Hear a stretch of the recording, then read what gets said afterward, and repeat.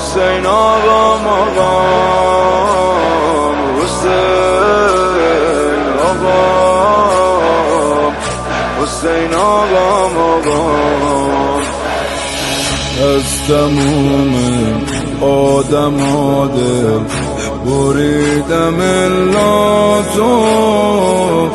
قصه دیرین است رفاقتم با تو یا مرگ یا تو من از شدت عاشق بودنم هرچی بگم کمه حسین من از بچگیم ذکر لبم دمه حسین بین کل سال عشق محرمه حسین تو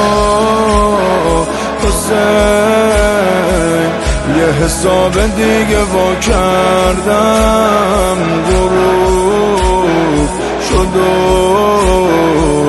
حوث کرب و بلا کردم حسین آقام حسین آقام آقام حسین آقام حسین آقام آقام خوب میدونی پاس نوکر که دیگه یاغی نیست هیچ چیزی بهتر از چای عراقی نیست کم داغی نیست دیدی تو طریق من با هر قدم خیلی تو رو صدا زدم از حق نگذرم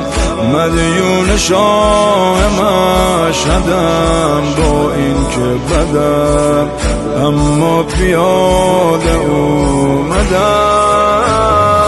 دلم پره بازم از خاطره ها خوندم یادم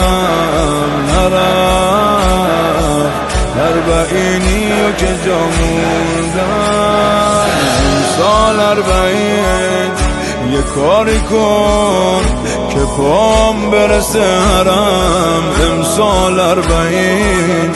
بذار بیام بازم با مادرم امسال 40 امسال 40